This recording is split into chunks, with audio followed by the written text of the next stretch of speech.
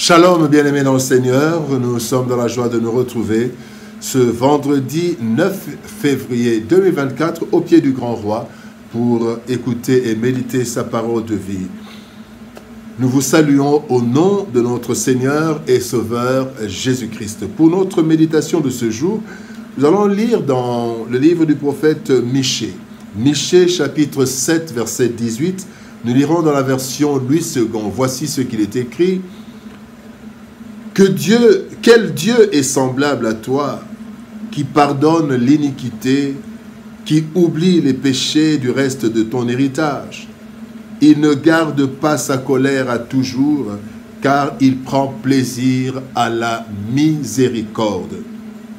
Il pardonne et oublie. Il pardonne et oublie, tel est le thème de notre méditation de ce vendredi 9 février 2024. Bien-aimés dans le Seigneur, pardonner, ce n'est pas oublier, dit-on.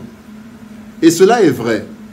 Notre mémoire garde plein de souvenirs, bons ou mauvais, que nous ne sommes pas capables d'effacer facilement.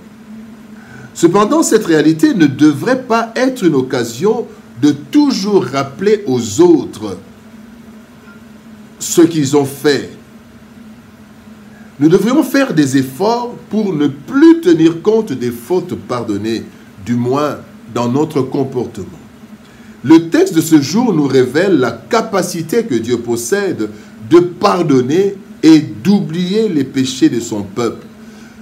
Ceci fait de lui le Dieu unique et incomparable, car pardonner et oublier relève d'une haute dimension de miséricorde que seul Dieu détient. Voyons quelques leçons tirées de notre texte de ce jour. Première leçon, oubli indispensable. Oubli indispensable. Le psaume 130, verset 3 dit « Si tu gardais le souvenir des iniquités éternelles, Seigneur, qui pourrait subsister ?» Le souvenir du péché est plein de conséquences désastreuses. Alors que la personne qui a commis le péché a complètement oublié son forfait, l'offensé ne l'a pas oublié et il peut agir de façon à faire du mal. Ce mal qui est produit par la blessure subie. C'est ainsi qu'il est dit souvent, la vengeance est un plat qui se mange froid. Donc, la personne blessée réagit alors que le fautif a déjà oublié son péché. Imaginons un peu si Dieu faisait la même chose que les humains.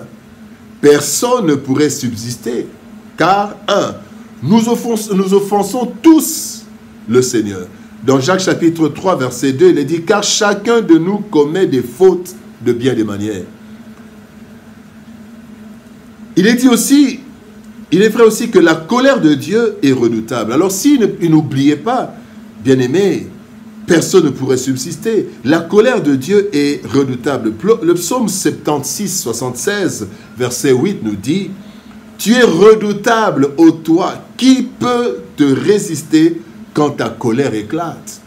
Bien-aimé, personne n'aurait pu subsister car si Dieu décide de nous frapper, qui peut fuir? Il est écrit dans le psaume 139, verset 7 « Où irai-je loin de toi? Où irai-je loin de ton esprit? Et où fuirai-je loin de ta face ?» Bien-aimé, voilà pourquoi Dieu a décidé d'oublier le péché de son peuple, car autrement, il l'exterminerait à cause du péché attaché à l'homme. Donc, bien-aimé, l'oubli du péché est indispensable. Deuxième leçon, amour sans mesure.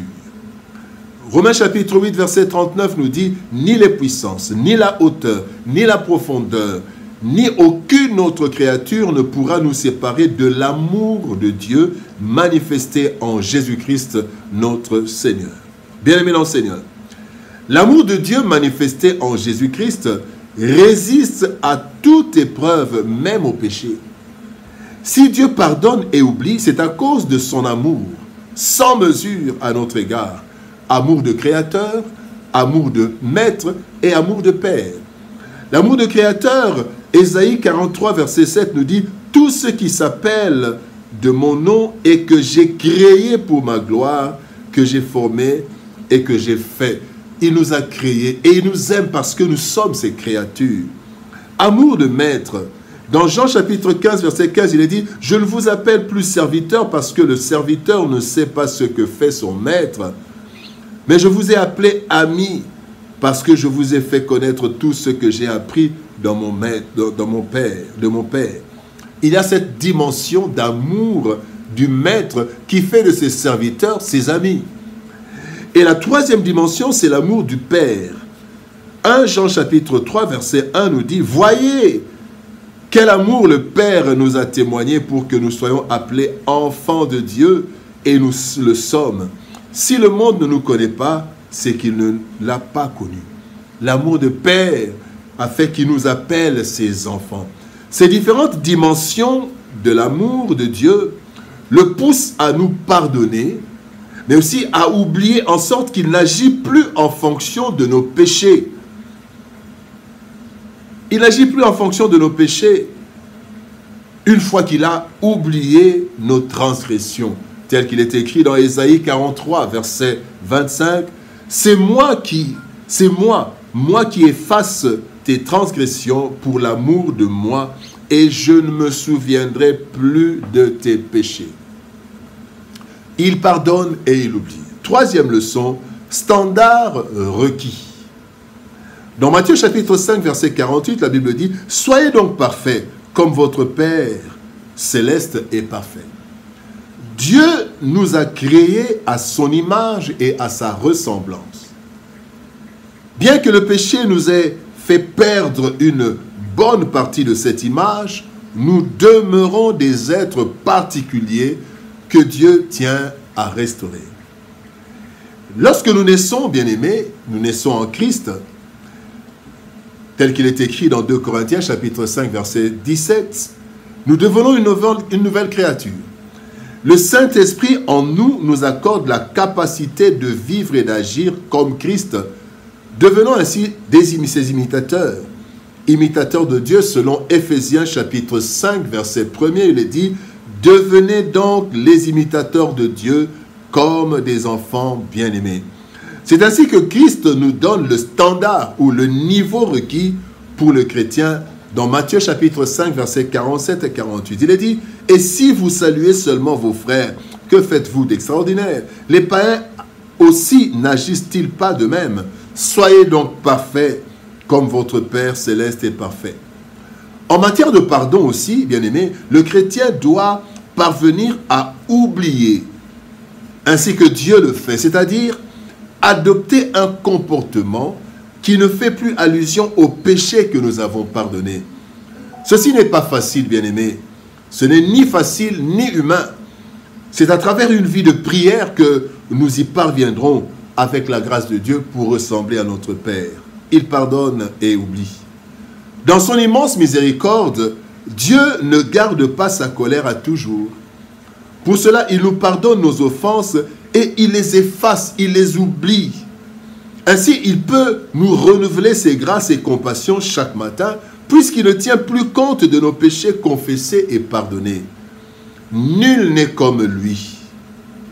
Puisqu'il est notre Père et que nous devons ainsi l'imiter, bien-aimés, nous aussi demandons ce cœur qui parvient à pardonner et à oublier. Cela sera une bénédiction pour nous et une bénédiction pour les autres.